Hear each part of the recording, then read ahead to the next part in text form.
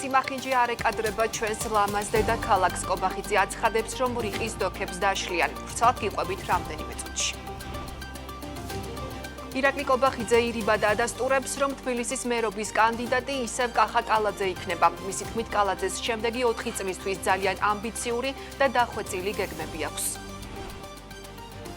აპრილში მთავრობის საგარეო ვალი 39 მილიონი დოლარით გაიზარდა. მიზეზი ევროს მიმართ დოლარის კურსის გაუფასურებაა, რადგან მთავრობის ვალის 2/3 ევროშია დენომინირებული. TBC კაპიტალის შეფასებით მიმდინარე პერიოდში ლარის სასარგებლოდ 3 ფაქტორი მოქმედებს: ძლიერი წმინდა სავალუტო შემოდინებები, დოლარის გლობალური სისუსტე და შიდა ბაზარზე უცხოურ ვალუტაზე მოთხოვნის შედარებით ნორმალიზება. უნივერსიტეტისა და ქავთარაძის ქუჩების დამაკავშირებელი ახალი გვირაბი გაიხსნა. 100 მეტრის სიგრძის გვირაბის მშენებლობა 2024 წელს დაიწყო და ის 12,8 მილიონი ლარი დაჯდა. ცეცხლის გამცემ სუბიექტებს წმინდა მოგება გაეზარდათ. პირველ კვარტალში ფულის გამსესხებლებმა 14,9 მილიონის წმინდა მოგება მიიღეს, რაც წლიურად თითქმის 2 მილიონით მეტია.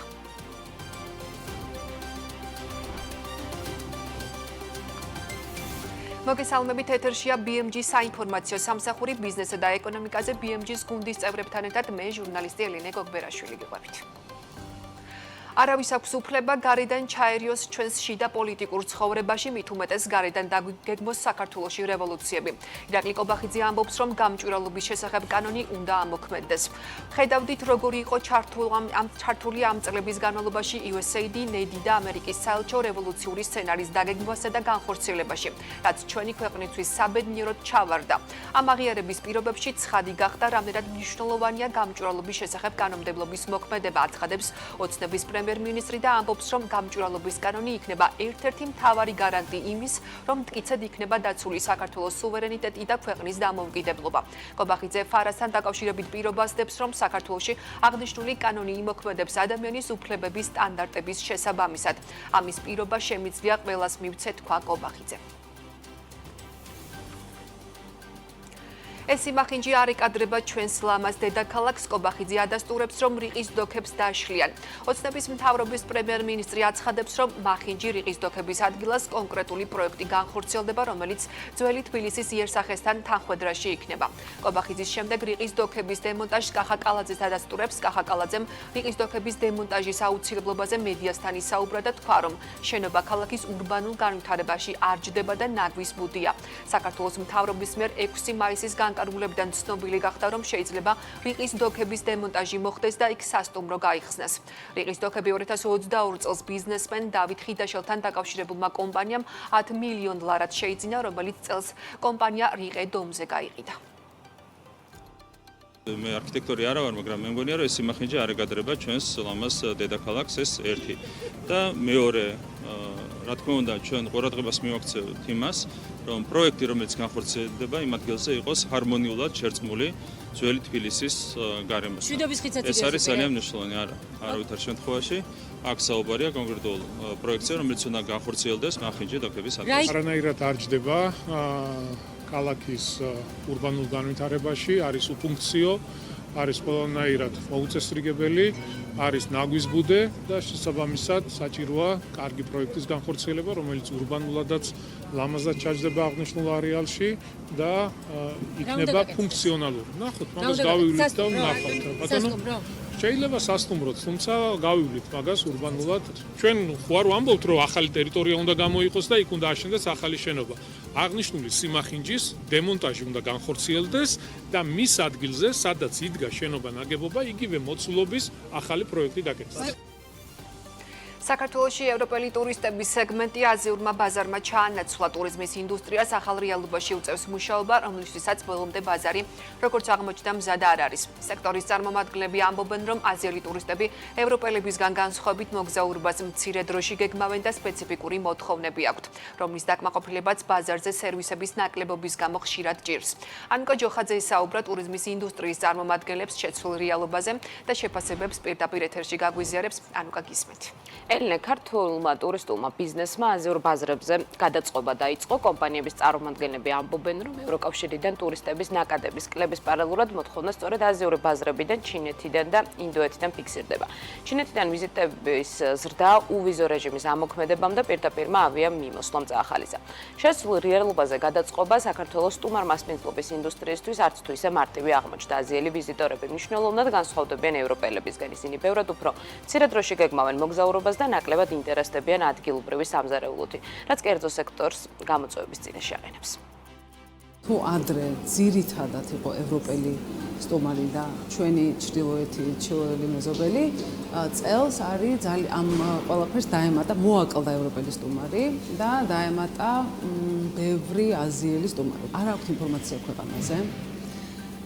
თითქოს მართლა ვიღაცამ ძალით ჩამოვიყვანა აქ და რაღაც პერიოდი უნდა გაძლონ და მე დაბრუნდნენ უკან თავიანთ ქვეყანაში.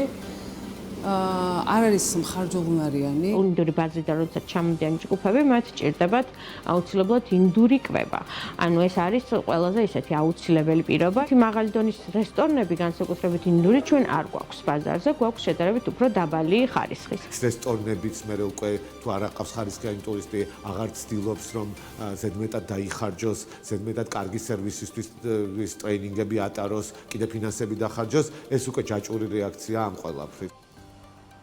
ტურიზმის ინდუსტრიაში ჩართული ბიზნეს სუბიექტები აცხადებენ, რომ აზიელი ტურისტები ხშირად მოგზაურობისას სხვადასხვა აქტივობებით ინტერესდებიან, მათ შორის სათავგადასავლო ტურიზმის მიმართ. მათი მხრიდან ინტერესი დიდია, თუმცა ბიზნესის შეფასებით ამ ტიპის სერვისებზე წვდომა განსაკუთრებით საქართველოს რეგიონებში გამოწვევა, მით უმეტეს მაშინ, როცა დიდ ტურისტულ ჯგუფებზეა საუბარი.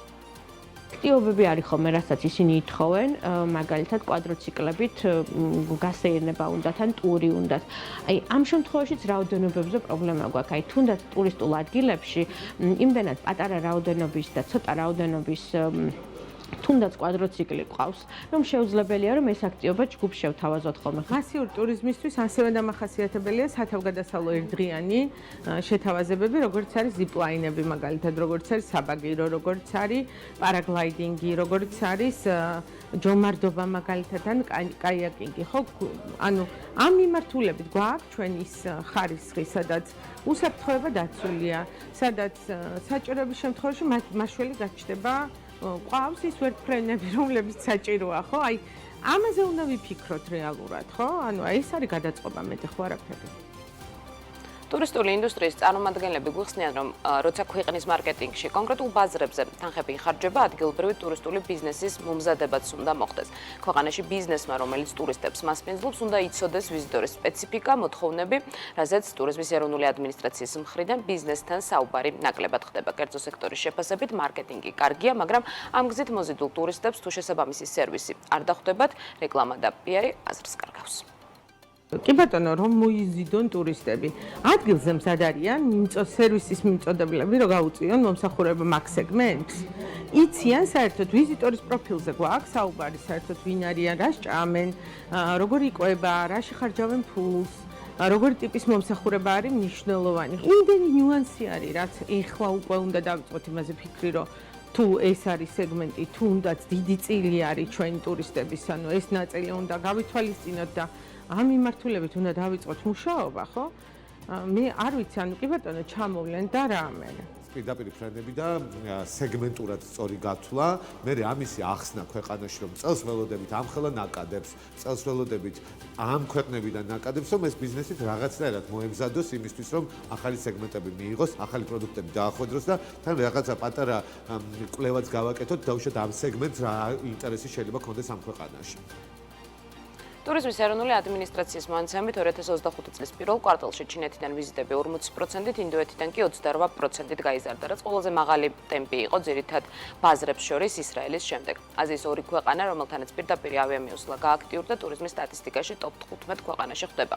იანვარ-მარტში ჩინეთიდან 13,000-ზე მეტი ვიზიტი განხორციელდა, ხოლო რაც შეეხება ინდოეთს, ამ შემთხვევაში ვიზიტების რაოდენობა 26,000-ს აჯარბებს.